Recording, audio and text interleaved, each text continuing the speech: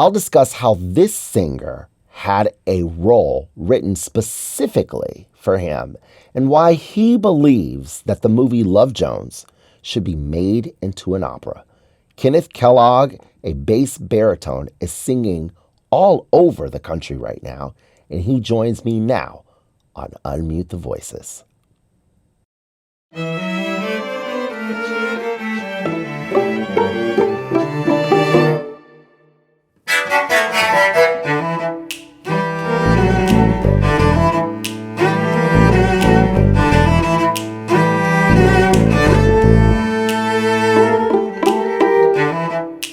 Kenneth, welcome to Unmute the Voices. How are you?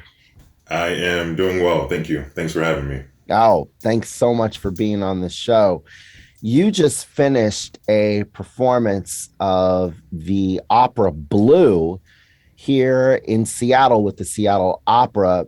How was that Yeah. experience for you being here? It was absolutely amazing. I mean, specifically with this show because it's so special to me as an artist. And it was written for me. And it tells a story that, is really important to me as an artist and as a human being. So to be able to share it with, the Seattle Opera audience was really special. And to reconnect with the cast who, did it and some new cast members was absolutely special to do it there. Wow. So when a role is written for you, like how exactly does that work? And Yeah. I'm just curious because I've never had a role written for me. Of I mean, course. Of course. How it worked, Francesca Zambello asked me if I wanted to do this piece, and she put me in contact with Janine Tesori, who was conducting, and Tazwell Thompson, who wrote the libretto. And Janine specifically, once I expressed, I wanted to do it, she said, let me hear you sing so I can write for your voice, which is really special. I mean, before she even wrote a note, she wanted to hear me as an artist. So she wrote tailor-made to my voice, which doesn't often get done, which feels like a special privilege, especially right now. And this opera is about a policeman. You play the Yeah. policeman who is a father of a son who is killed by a fellow officer. Have you ever had any sort of conflict, like as a Black man portraying the role of a Black man whose son is gunned down by the police? Like, how is that for you? And what sort of conflicting feelings, if any, have you ever had? Of course, of course. Um, I mean, there was no conflict necessary. As an artist, I mean, I never try to judge the characters I play or find the conflict in those characters if I'm going to portray them.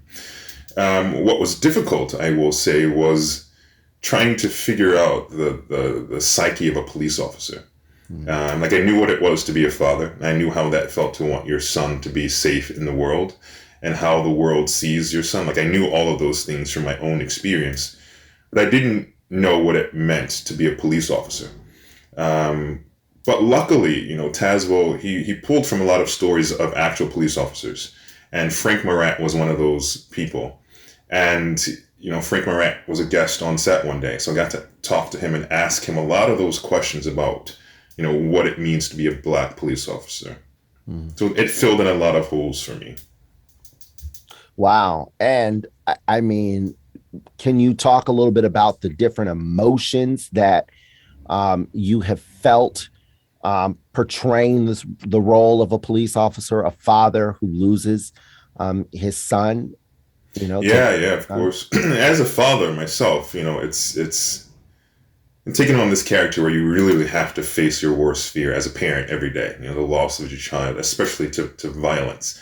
So that was difficult. Being in rehearsal every day, portraying, a possibility that's very real for me as a human being as opposed to an actor. So that was really, there was a lot of internal conflict and struggle and discovery and healing that all had to happen within the span of this opera. There's a lot of reckoning about my responsibility as a parent and my responsibility as an artist with this role. Wow. And I mean, in addition to just singing this role of the father in the opera Blue, you do a number of different performance activity within classical music. What's your favorite Yeah. role to play? Yeah. So Blue has to be. I mean, Blue is it. Outside of Blue, I would probably say it's Mephistopheles and Gounod's Faust.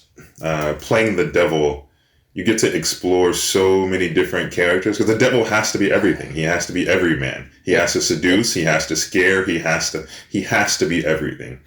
So get to explore those idiosyncrasies is it's fun on stage. Yeah, I would assume playing someone who is a very evil character, the devil, it's probably Yeah, but a fun thing. I think the fun in that though is that you can't play the devil evil. I mean, a lot of people assume that the devil is just evil, but the point of the devil is to manipulate and to get what he wants. And if I come in as this evil character, anyone would just say, "No, you're the devil. Go away." But the devil has to be seductive. He has to be manipulative. He has to be charming. He has to be Don Giovanni. Like you have to want to be the devil's friend, and that's how I love to play him.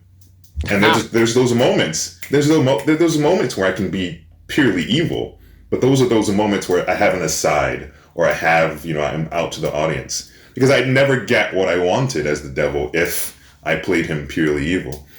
That's true. That's true. The devil is very manipulative, and I mean, The devil is that donut at 12 o'clock at night. uh, That's the devil. and speaking of, I mean, the voice as well. I mean, you have a very low voice, and Yeah, yeah, yeah, and you said the word seductive, and so yeah, yeah, immediately yeah. when I hear a low voice, just in general, and I think my voice is pretty low, but yours is obviously much lower than mine. Yeah, yeah, yeah. I think of Barry White. And so, would you say that you kind of have a seductive voice like Barry White? I'm sure, man. If people take it that way, I try not to judge my voice. I try not to even be my voice. I mean, it's all how people perceive it. And there was something that an older artist told me when I was a younger artist, though, is that in this business, sex sells. Right. Sell it. Sex sells. So I'm very aware of the reaction and how that plays into characters that I play. So I don't shy away from it. All right. So, do you ever have any adoring fans who are like, "Oh my God, I just love your voice," Yeah, are you yeah. getting, you go to a Barry White concert, or at least back in the day, or Al Green, or those guys, you had women that were throwing their panties on the stage, You or do realize flowers. I'm a married man, right? You're about to I get me know, in trouble. I know that you're a married man, but I'm just saying that, like, when you hear a deep voice, right? Like, Yeah, yeah, yeah. women kind of go gaga over that a lot of the time. Yeah, I mean, you hear it, and occasionally the old lady will hug you and slide her hand down your butt. But it happens, it goes with the territory, man. So clearly, you have some fans. Yes, I wouldn't be able to do what I do without some fans, and I And appreciate it. I mean, it is why we do what we do. exactly. So I'm just Yeah. curious, who are you a fan of in classical music? Like, who do you fanboy over? Whose voice or whose career do you really admire and respect? Um, that's a tough question because I try to spend as much time away from opera as possible because It, I'm so in it. and it You doesn't know. have to be opera. It could be anything. Yeah, Yeah. yeah. Right now I love Jay-Z and Beyonce as far as just business sense. I Mm, mean, I love the art of the business of music making is really keen on my mind right now. mm, I mean, that's one of the things I'm beginning to advocate for is just artist control over the art that we create. mhm, So anyone who is doing something new and finding their own lane to do that thing, that's who I'm rooting for. mm, mm. And how does that love and desire, or even just fandom, kind of transfer over to your own career? So any singer that's doing well and forging their own path in this career, I'm rooting for and I'm a fan of. I think traditionally in opera, artists have had to sit back and wait for things to be done and handed to them and wait for those roles to come. And, I think we're in a space now where we can start pushing and pulling and creating and exploring ourselves as artists. Is there anything that you would love to explore more of, or anything that you desire to have within your own career? Yeah, after Blue was pivotal for me because it made me realize the power of writing a new piece that Mm, explores different identities in a way. mhm, So Blue changed the game for me. mm, So before I used to get asked, what roles do you dream of doing? What's your dream role? And now I say those roles don't exist yet because I mm. want them to be written. Like I want those roles that explore, you know, me as a black man. I might explore my culture, explore the different stories that we haven't been told yet. You know, I that's what I want. Oh, That's the business that I want to bring to opera. well, I really hope that there are a lot of composers who are watching this. Give me Yeah. your 1 minute pitch to a composer on why they should write an opera, or a list of art songs for you. What Yeah, stories yeah. do you want to tell? I want to tell the stories we always talk about, black love and black joy. Like I want to explore those. Mm, Right now, the power, the operas that are being written are mostly about black trauma, stereotypical. We aren't controlling our own narrative when it comes to opera. So I want someone to write stories that, show all of us, show that black joy, show that black love. Like I've long wanted a Love Jones opera. Like I want one so bad. And I think those are stories that we can afford to tell that are universal. Um, and we've seen enough Mozart, we've seen enough Verdi. Not that I don't love those pieces, right. but I think new operas need to be written that speak to us in our time. Hmm. So would this opera have some spoken word in it as well? Because I mean, that's Of Love course. Jones, right? But spoken word in the opera would be russet. It would be recitative. Oh, that's a good idea. That's a Spoken really word is good. very musical. It's very musical. That's a really good idea. That's Yeah. cool. I never even thought about that, but yeah, recitatives, which are before an aria, and Right. just to give a little context for the viewers, that a recitative is basically the introduction or the summary of what is about to happen, and the singer tells Yeah, that to yeah. you, summarizes the fact that they're about to die or they're Right. in love. And then the Yeah. aria that follows the recitative gives more in depth of how they die or how they fall in love, etc. And Yeah, then yeah. at the end of the aria, they die or they're in love, etc. Yeah, yeah. So Recit gives you all of the information, and Aria gives you all of the emotion about that information. That's right. It Yeah, foreshadows. yeah. Of course, of course. Well, I think that's really cool, though. That would be interesting to have a So dope, recitative. right? Yeah, as spoken word, that's kind of Yeah, hot. yeah, yeah. It's gonna be done. I promise you, it's gonna be done at Okay, some point. okay. So then, what composers would you want to work with? I Who could don't you see doing know. that? I don't know. I don't know who could write that style. I don't know who could. Well, it's funny. I just did a workshop of Will Liberman's Il Factotum in Chicago, and it was an amazing mix of barbershop, hip hop. There was a DJ there. I think that style would be amazing for a Love Jones opera. But I mean, I think we're so in this box of classical music has to be something. It has to be this. It has to be that.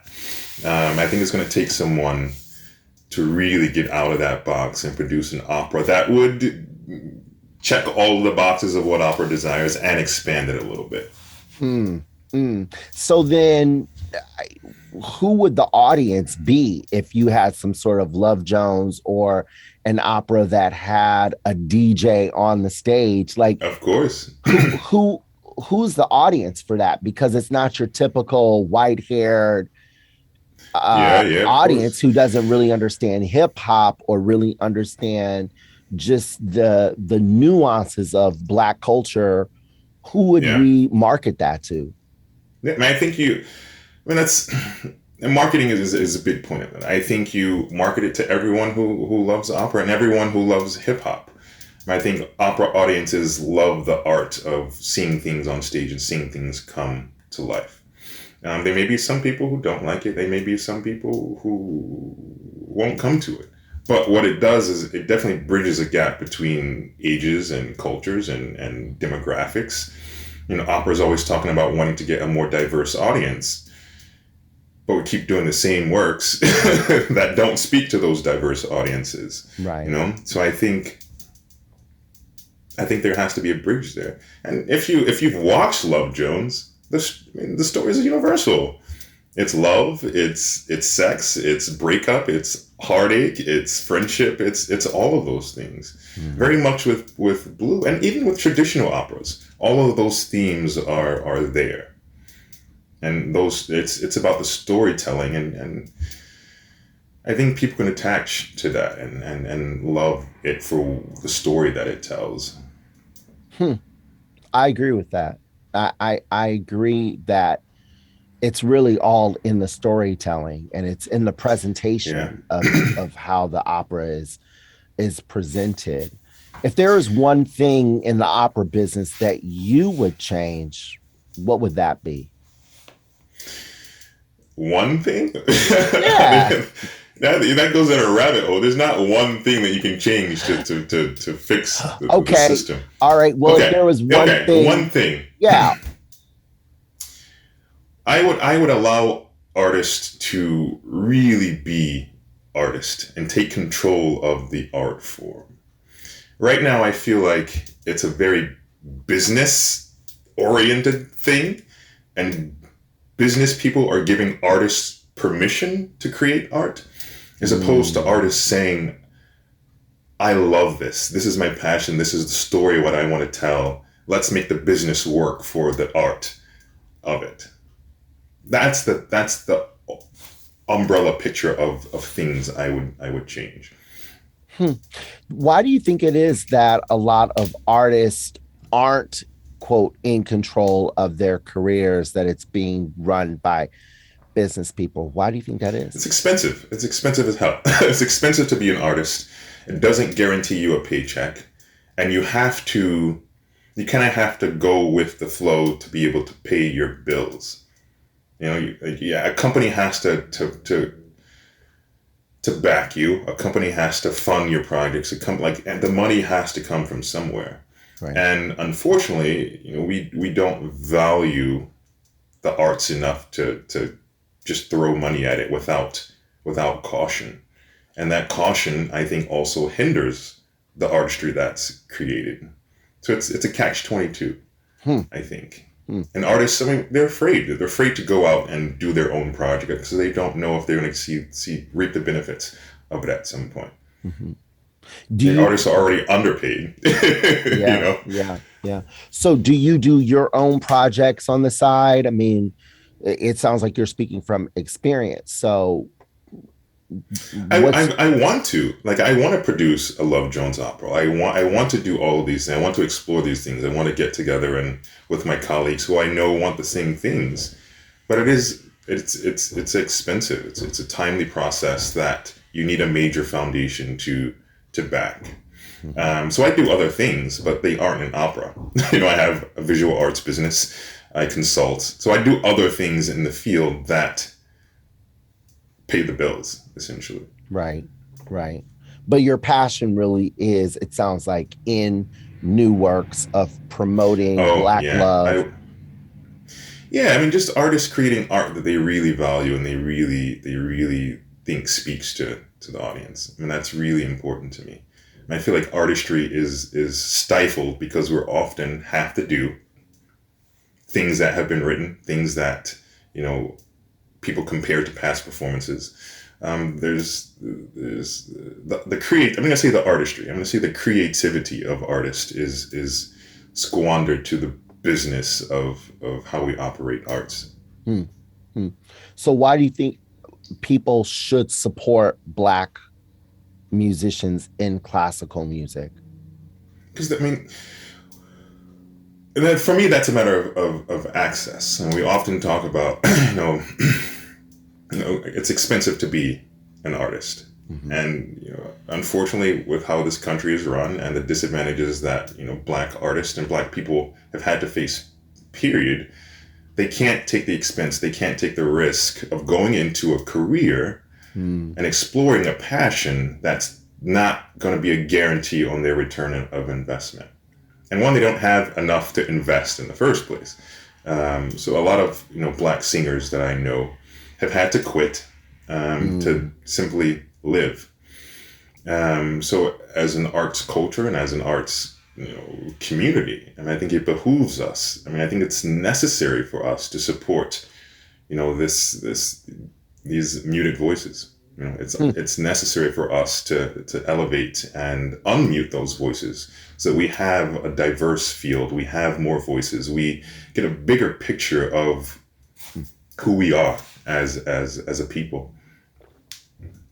I appreciate you saying that because even here in the studio, when we're doing the radio show, a lot of times I have a hard time finding recordings of people of color um, to put on our show because Yeah, there's just a lack of commercial recordings by people of color. That's yeah. something that I would love to change.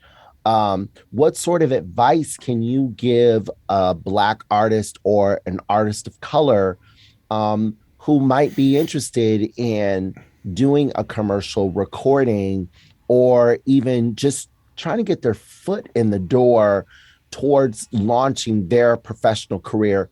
What sort of advice would you have for them? Yeah. I've been asked this question quite a few times just in the past couple of weeks, Mm-hmm. Um, So that's because you're a and star, so everybody want to know. I'm not a star. I am not a star. You're not a And at star. the, We'll talk about that in a minute. yes, of But course. We'll talk about that. Yes, of course. There's Kenneth Kellogg and then there's Kenneth Kellogg. I'm learning who Kenneth Kellogg is. Um, but the thing I've been saying to singers is, figure out who you are as an artist. Figure out what you have to offer the field. Figure out what makes you unique. Figure out what you have to say. Know who you are as an artist and sell the hell out of it. hmm, Right? Because it's a business. I think of yourself as a business and why what you have to offer matters to the field. If you can't answer that question for yourself, then you're going to have a really hard time in this business. hmm, Like you have to know who you are. You're going to have a hard time or you're going to be used and burnt out at some point. hmm. Okay, so why don't you think you're a star? I'm confused. I you just know, saw you I on the stage of Seattle Opera a few weeks ago. You're yeah. performing this role that was written specifically for you, and you're not a star. I'm Yeah, confused. it's a bizarre thing because I try to stay grounded, and that idea of thinking myself a star just doesn't fit with that grounding. And Hmm. there was something that Placido Domingo said to me. I think he said it to a bunch of people in a master class when I was a young artist at Washington National Opera. He said, "You can't choose if you're going to be a star or not. That's the audience's job. You Hmm. can't decide. You can't say I'm going to be Kenneth Kellogg, the star. Like your work, what you produce, how people perceive you, makes you a star." So Hmm. I always took that to heart, and that it's never my decision. But if people, appreciate and love what I do and are willing to pay for tickets to come to the show and they want to call me a star, go right ahead. But I will never call myself. I don't want to make that decision for myself. I guess that's fair. I mean, if you got old ladies, trying to touch your butt and from singing all these low notes and your face. But imagine walking into the room, digital media for an opera that you've written, and you have management and you are adored and admired by people in the industry as well as who are fans of classical music. That sounds like a star to me, Kenneth. I'll take it. I'll take it from you. I will accept it. Okay. Well, then my last question for you then is, what do you define as a star? A star is, someone who knows who they are, someone who can get out on stage and deliver and the audience responds to. That's simply it for me. It's Sounds not about like you. Sounds like you. Again, I'm just saying. I will take it. I will take it. But imagine going into a room unless you don't know who you are. I know who I am. I know what I offer. But imagine going into a room and thinking myself a star, and no one responds to that. Like, oh, there's that dude, It's like, okay, I can have it in my head that I'm a star, but if I get into that room and no one responds, my ego is deflated. Like, I don't want to work anymore. So I try to keep myself grounded and keep myself focused on the work that makes people respond. Like, I know what I give, and that's all I can control. Well, I think you're a star. I think there's a lot of people who believe you're a star. You're admired by so many. This opera was groundbreaking. Blue, that was written for you. It is historic. It will go down in history books as one of the great operas of the 21st century. So congratulations on your stardom. Thank you. Appreciate it. Whether you believe it or not. I'll accept it. I will accept it. I'm not going to say I'm not going to accept it. I will accept it, but I will never call myself that. That's fair. That's fair. And I appreciate the humbleness, but I am just calling it what it is. And I appreciate you. And I also just appreciate you being here on the show and taking some time to chat with me today. And I wish you all the best. Thank you. I appreciate it. Thank you. And thank you to you as well for tuning in and watching this episode of Unmute Voices. I am Dr. Quinton Morris, and I hope you have a great day.